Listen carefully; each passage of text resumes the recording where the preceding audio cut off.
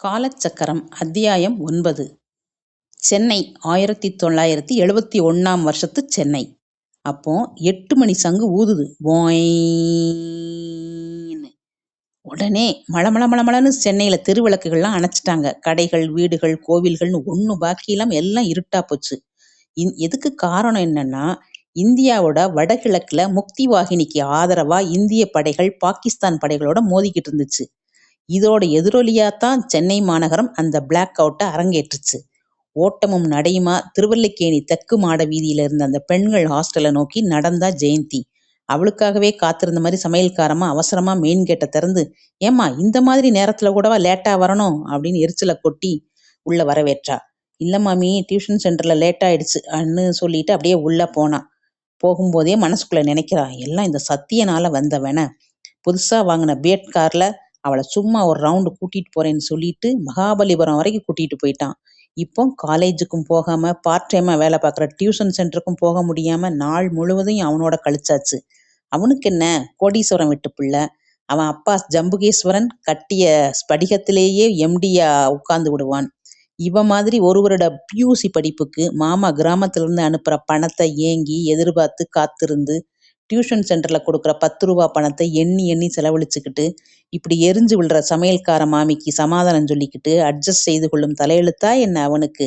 இவளோட கஷ்டம் தெரியாம சத்தியன் வழக்கம் போல இன்னைக்கும் காதல் தூது விட்டான்.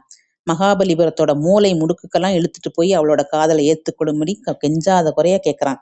ஆனா இவ தான் வழக்கம் போல பிடி கொடுக்கல. அவங்க அப்பா ஜம்புகேஸ்வரன் சென்னையில முக்கிய புள்ளி. அள்ள அள்ள பணம் கொட்டிக்கிட்டே இருக்குது. கண்டிப்பா அன்றாடங்காட்சியான இவளை அவர் மருமகளா ஏத்துக்கிடவே மாட்டாரு. ஆசையை வளர்த்துக்கிட்டு ஏமாற்றம் அடைவதை விட ஆரம்பத்திலே சத்தியனை கட் பண்ணி விடுறதுக்கு தான் அவ முயல்றா. ஆனா முடியல. ஏன்னா அவளுடைய மனசு பூரா அவன் தான் இருக்கான். ஆனா அவன் பெரிய பணக்காரன், நம்ம அன்றாடங்காட்சியா இருக்கமேன்னு தான் அவளால அவனோட அப்ளிகேஷனை ஏத்துக்கவே முடியல. எப்படி மறக்க முடியும்? அவனை முதல்ல எப்படி தெரியுமா அவ சந்திச்சா? சத்தியன் இவளுக்கு அறிமுகம் ஆன விதமே தனிதான். இவ வேலூர்ல ஸ்கூல் கடைசி வரைக்கும் படிச்சுட்டு பியூசி படிக்கிறதுக்கு சென்னை காலேஜுக்கு சேர்ந்திருந்தா. அதே காலேஜ்ல பிஏ படிக்கிற மாணவிகள் புதுசா வந்தவங்களுக்கு பார்ட்டி கொடுக்கறத சொல்லி ஹோட்டல் ஸ்படிகத்துக்கு அழைச்சிட்டு வந்திருந்தாங்க. அது நகரத்தோட காஸ்ட்லியான ஸ்டார் ஹோட்டல்னு இவளுக்கு சத்தியமா தெரியாது. ஹோட்டலோட பிரம்மாண்டம் அலங்காரங்கள் எல்லாம் பார்த்து பிரமிப்போட அதை வேடிக்கை பார்த்துக்கிட்டே இருந்தா. கூட வந்த தோழிகள்லாம் மசால் தோசை, இட்லி, பாதாம் அல்வா, கிரேப் ஜூஸ்னு படையெடுத்து வர வர வர சாப்பிட்டு அவங்க காலி பண்ணி போய்கிட்டே இருக்கிறாங்க. இவ பாட்டுக்கு செயற்கை நீரூற்றுகளையே பார்த்துக்கிட்டு இருந்துட்டா. கடைசியில பார்த்தா ஒரு ஃப்ரெண்டு கூட இல்லை, எல்லாம் காலி பண்ணி போயாச்சு. பில்லு இவ தலையில. இவகிட்ட ₹1 தவிர வேற காசே கிடையாது. பில் தொகையை பார்த்தா 45 ரூபாய். அடடா, என்ன பண்ண முடியும்? சரி, மாவு தான் அரைக்கணும் அப்படின்னு நினைச்சுக்கிட்டு இருந்தா. இவளை அப்படி மேனேஜர் ரூமுக்கு கூட்டிட்டு போனாங்க. மேனேஜர் ரூம்ல சத்தியன் உட்கார்ந்துருந்தான். அவன் அவளை பார்த்துட்டு கேள்வி மேல கேள்வி கேட்கிறான். இவளுக்கோ அழுக பீறிட்டு வருது. அழுகையை நிப்பாட்டிட்டு இப்ப பதில் சொல்றியா இல்ல போலீஸை கூப்பிடட்டுமா? ஏங்க, வழக்கமா மாவு தானங்க அரைக்க சொல்லுவாங்க, நீங்க என்ன போலீஸு கிலீஸுன்னா பயமுறுத்துறீங்களே அப்படின்னு அவ கேட்ட உடனே மேனேஜரா இருந்த சத்தியனுக்கு பயங்கரமா சிரிப்பு வந்துருச்சு. மேனேஜர் ரூம்ல இருந்து அவன் தான் ஹோட்டலுக்கு ஓனரும் கூட. மேனேஜர் ரூம்ல உட்காந்து கணக்கு பார்த்துட்டு இருக்கிறான். சரி சரி, மாவு அரைக்கணும்னு சட்டப்படி சொல்லியிருக்கா? எந்த காலேஜ்ல நீ படிக்கிற? மெட்ராஸ்ல லா காலேஜா அப்படின்னு கிண்டலா கேட்கான். அவ அப்பதான் சொல்றா, காலேஜ்ல நான் வந்தேன், இப்பதான் புதுசா ஜாயின் பண்ணியிருக்கேன். சீனியர் ஸ்டூடெண்ட்ஸ் என்னைய டிஃபன் வாங்கி கொடுக்கேன்னு கூட்டிட்டு வந்துட்டு இப்படி மாட்டிட்டாங்களே அப்படிங்கிற விவரங்களை எல்லாம் சொன்ன உடனே, சரி பர்ஸ்ல எவ்வளவு காசு வச்சிருக்க? 2 எட்டனா அப்படின்னு சொல்லிட்டு அதை தட்டுறா. அந்த எட்டனால 1 ஓடி போயிடுச்சு உருண்டு. இன்னும் இப்போ என்கிட்ட 1 எட்டனா தாங்க இருக்குது அப்படின்னு அவ திரும்ப சொல்ல உடனே அவனுக்கு ரொம்ப சிரிப்பு வந்துருச்சு. அவளை அப்படியே எடை போடுறான். பட்டணத்தோட கெட்ட காத்து படாம கிராமத்துல இருந்து இப்போதான் இறக்குமதி ஆகியிருக்கும் புது மலர் அப்படின்னு புரிஞ்சுக்கிறதுக்கு அவனுக்கு ரொம்ப நேரம் ஆகல. சொந்த ஊர் எது? வேலூர் பக்கத்துல ஒரு கிராமம். சரி, இருக்கிற எட்டனவையாவது பத்திரமா வச்சுக்கோ, உன் பில்லை நான் கொடுத்துட்றேன் அப்படின்னு சொல்லிட்டு ஒரு 50 ரூபாய் எடுத்து மேனேஜர்கிட்ட கொடுக்குறான். இனிமேலாவது மெட்ராஸ்ல உஷாரா நடந்துக்க, வாயை திறந்து கொட்டாவி விட்டா உள்ள பில்டிங் கட்டிடுவான். இவ பரிதாபமா தலையசைச்சிட்டு வந்துட்டா. அப்பதான் கொட்டாவி விட்டா பில்டிங் கட்டிடுவான்னு சொன்னானே. அவளையும் அறியாம அவனுக்கு அவ இதயத்துல ஒரு மாளிகையே கட்ட ஆரம்பிச்சிட்டா. பார்த்த மாத்திரத்துல ஒருத்தனை எப்படி பிடிச்சு போகும்? பிடிச்சு போச்சு அவளுக்கு. ஆனா அவனுடைய பணக்காரத்தனம் தான் இவளால ஏத்துக்க முடியல. 2 பேரும் ஒட்டாது, ஏமாந்து போறதுக்கு பேசாம இருந்துட்டு போயிடலாம் அப்படின்னு. ஆனாலும் அவனுடைய அந்த கடனை 50 ரூபாய் கொடுத்தான்லே, அந்த கடனை அடைச்சிடணும்ட்டு டியூஷன் சென்டரில் பார்ட் டைம் டீச்சராக சேர்ந்தா. 2 மாசத்துல அவங்க மாமா அனுப்பின பணத்தில் மிச்சப்படுத்தி டியூஷன் சென்டர் சம்பளத்தையும் சேர்த்து 45 ரூபாய் ஒப்பேத்திட்டா. அந்த பணத்தை பத்திரமா பர்ஸில் வச்சுக்கிட்டு அன்னைக்கு சாயந்தரமே ஹோட்டல் ஸ்படிகத்துக்கு போனா அங்கே அவன் இல்லை. அவங்க அப்பா சத்தியம் ஜம்புகேஸ்வரன் தான் இருந்தார். யாரும்மா வேணும்? ஜெயந்திக்கு சப்த நாடியும் ஒடுங்கிருச்சு. அவ நல்ல வேளை கூட இருந்த மேனேஜர் அன்னைக்கு நடந்த கதையெல்லாம் சொன்ன உடனே அவங்க அப்பா இவ கொடுத்த பணத்தை வாங்கிட்டாரு. உன்னுடைய நேர்மையை பாராட்டுறம்மா. உன் பேர் என்ன? ஜெயந்தி. சத்தியன் இல்ல, வந்தா சொல்றேன் அப்படின்னு சொல்லிட்டு அவளை அனுப்பிச்சிட்டாரு. அப்பதான் அவளுக்கே தெரியும் அவனோட பெயர் சத்தியன்னு. ஹாஸ்டலுக்கு திரும்பினவனே அவளோட மனசு கனத்துச்சு. ச்சே, பாக்கியை கொடுத்துட்டோம், இனிமே அவனுக்கும் நமக்கும் ஒண்ணும் இல்லை அப்படின்னு யோசிச்சுக்கிட்டே இருக்கும் பொழுது இப்ப அந்த பாக்கியை கொடுத்துட்டதை அவன்கிட்ட சொன்னா என்ன அப்படின்னு யோசிச்சுக்கிட்டே போகும்போது அங்கேயும் திரும்பி அவன் இல்லை. கல்லூரியை விட்டு வெளியேறினவனே நேரா ஹோட்டலுக்கு போய் பார்க்கற, அவன் இல்லைன்னு சொல்லிட்டாங்க. இப்பதான் வெளியே கிளம்பி போனார் மேடம். வேற என்ன செய்யறதுன்னு ஏமாற்றத்தோட டியூஷன் சென்டருக்கு கூட போகாம ஹாஸ்டலுக்கு போனா ஹாஸ்டல் வாசல்ல அவன் உட்கார்ந்துருக்கிறான். இவளை தேடி அவன் வந்திருக்கான். நீ இன்னும் பாக்கி கொடுக்கலையே, நான் உனக்கு. என்ன பாக்கி? எட்டனா பாக்கி, அன்னைக்கு எங்க ரூம்ல போட்டு போனேன், அதான். ஐயோ, நான் உங்க அப்பா கிட்ட ரூபாய் கொடுத்துட்டேனே. அது இல்ல, நான் அந்த பாக்கிய சொல்லல, இந்த பாக்கிய அப்படின்னு தன்னோட பாக்கெட்ல இருந்து ஒரு 8 அணா நாணயத்தை எடுத்து காமிச்சான். அப்பதான் அவளுக்கு புரிஞ்சுது மேனேஜர் அறையில அவன் நழுவ விட்ட 8 அணா நாணயத்தை பத்திரமா எடுத்துட்டு வந்திருக்கான்னு. காலேஜில் போய் அட்ரஸை வாங்கிட்டு இவளை பார்க்க வந்திருக்கா, இவ அவனை பார்க்க போயிருக்கா. சாரி, நான் தரமாட்டேன். ஏன்? வழக்கமா பிள்ளையார் சதுர்த்தி முடிஞ்சு களிமண் பிள்ளையார்ல தொப்பையில நாணயம் வச்சு கடல்ல கரைப்பாங்க, செத்து போனவங்க நெத்தியில கூட வச்சுப்பாங்க. அத மாதிரி இந்த நாணயத்தை நான் என்ன தெரியுமா செய்ய போறேன் அப்படின்னு நான் என்னோட இதயத்துல வச்சுக்க போறேன். இன்னுமா புரியல அப்படின்னு சொல்லிட்டு போயிட்டான். அதுக்கப்புறம் தான் இவளுக்கே மரமண்டைக்கு உரைச்சது. ஆனாலும் அவளுக்கு என்ன கசக்குதான் என்ன? நிச்சயம் கண்டிப்பா ஏமாற்றம் தான் மிஞ்ச போகுதுங்கிற ஜாக்கிரதை உணர்வு தான் அவளை தடுத்து வந்தது. பேசாம அவங்கிட்ட காதல சொல்லிட்டு அவன் என்னைக்கு தனக்கு இல்லைன்னு நிச்சயமா தெரிய வருதோ அன்னைக்கு நம்ம குட் பை சொல்லிட்டா என்ன? முதல் முறையா இந்த கண்ணோட்டத்தோட அவ யோசிக்க ஆரம்பிக்கும் போது அந்த பிளாக் அவுட் முடிஞ்சு திரும்பவும் விளக்குகள் எல்லாம் சென்னையில எரிய ஆரம்பிக்குது. இப்போ சென்னை முடிஞ்சது. இப்போ நம்ம எங்க போறோம்? கும்பைக்கு போறோம். கும்பை 1973ஆம் வருஷம் கும்பை. அங்க ஒரு பிராமண குடும்பம்.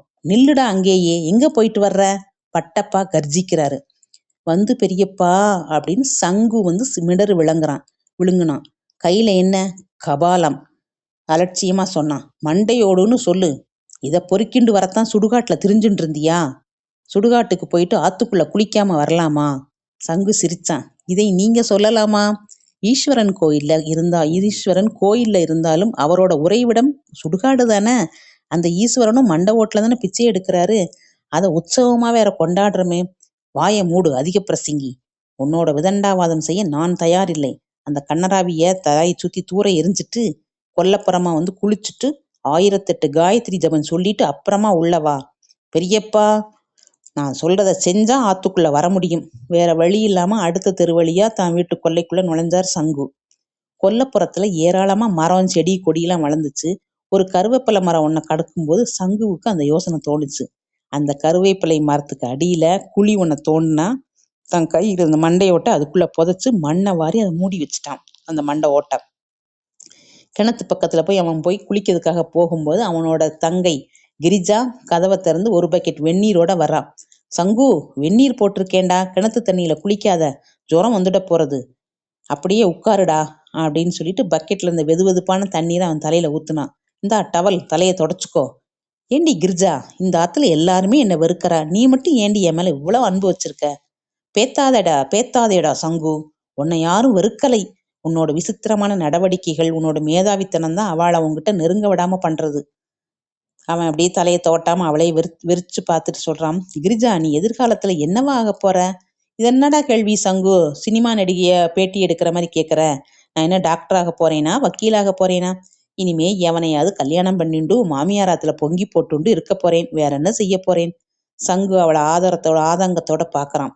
சும்மா உன் மனசுல இருக்கிற ஆசையை சொல்லு கிரிஜா, நான் நிறைவேற்றி காட்டுறேன். உண்மையாவா சொல்ற? ஆமாம்டி, உன் ஆசை எதுவா இருந்தாலும் சொல்லு. டேய் சங்கு, உண்மையை சொல்லட்டுமா? எனக்கு இந்த கிராமாந்தர வாழ்க்கையே பிடிக்கலடா. பட்டணத்துல பெரிய பணக்காரனை கல்யாணம் பண்ணிட்டு ராணி மாதிரி வாழணும். பட்டணத்து வீதிகள்ல கார்ல பவனி வரணும். நினைச்ச போது சினிமா, டிராமா, பீச்சுன்னு அழுக்க சலுக்க போட்டுக்க விதவிதமா நகைகள், பீரோ நிறைய புடவை, சொல்லிண்டே போலாண்டா. இவ்வளவுதானேடி, நான் உன் ஆசையை நிறைவேத்துறேன். நீ என்னை நம்பி நான் சொல்றத கேளு. தங்கத்தட்டுல சாதம் சாப்பிட்டு சப்ரமஞ்சத்துல உன்னை தூங்க வைக்கிறேன். அவசரப்பட்டு உங்க அப்பா சொன்னார்னு யாராவது பிராமணார்த்தனம் போகிறவன கல்யாணம் பண்ணிட்டு கஷ்டப்படாதே. பார்த்துண்டே இரு, உன்னை மகாராணி மாதிரி வாழ வைக்கிறேன். யாரு, நீயா? அப்படின்னு கிண்டலா சிரிக்கிறா கிரிஜா. சரி சங்கு, நீ என்னவா ஆக போற? நிச்சயமா உங்க அப்பா மாதிரி குண்டு சட்டிக்குள்ள குதிரை ஓட்ட மாட்டேன் கிரிஜா. உங்க அப்பாவுக்கு இருக்கிற ஞானத்துக்கு அவர் கோடி கோடியா பணம் சேர்க்கலாம். வீண் பிடிவாதத்தால வாழ்க்கையை வீணடிக்காரு. பூரி கோவில் எறும்பு மாதிரி.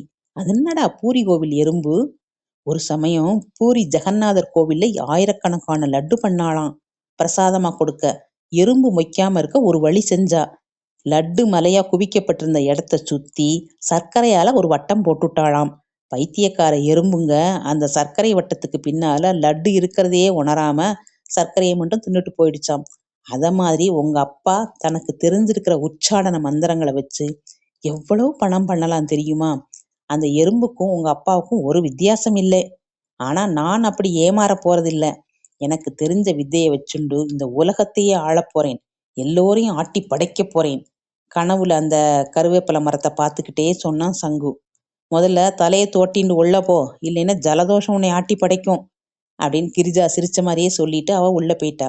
சங்கு இன்னும் அங்கேயே நின்று அந்த மரத்தை தான் பார்த்துக்கிட்டு இருந்தான். இப்போ சுக்கு பாட்டி சமையலறைக்குள்ள எட்டி பார்த்தா. ஏண்டி லோகு, பட்டு கோவிலுக்கு கிளம்பிட்டானா? கோவில்ல இன்னைக்கு ருத்ரம் சொல்ல போறாளோனோ, அதான் சீக்கிரம் கிளம்பிட்டார். ஏண்டி, வயத்துக்கு ஏதாவது போட்டு அனுப்பினியா? 2 தோசை வாத்து கொடுத்தேன். கருவேப்பிலை துவையல தொட்டுண்டு சாப்பிட்டு போனார். கருவேப்பிலை துவையல் செத்துப்போன அந்த பிராமணனுக்கு ரொம்ப பிடிக்கும். நம்மாத்து கருவேப்பிலைக்கே மனம் ஜாஸ்தி தெரியுமோ?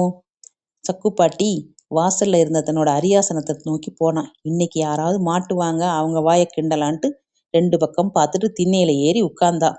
அந்த சமயம் பார்த்துதானே அந்த புதுமண தம்பதிகள் வரணும். டோல்கேட் பாட்டிட்ட சிக்கிக்கிட்டாங்க. யாரு, அம்பியோட பிள்ளையா போறது? ஆமா பாட்டி, சந்துருதான். சௌக்கியமா இருக்கேளா? ஏண்டா, யாருடா இது, உன் புது பொண்டாட்டியா? சற்று பருமனா இருந்தாலும் களையாத்தாண்டா இருக்கு முகம். கணேச கணபாடிகள் என்னவோ பொண்ணு சப்பி போட்ட மாங்கொட்டை மாதிரி இருக்காள்னு சொன்னாரே, நல்ல புஷ்டியாத்தான் இருக்கா. ஏண்டிமா, நீ யாராத்து பொண்ணு? அந்த பெண் முகம் கருத்தது.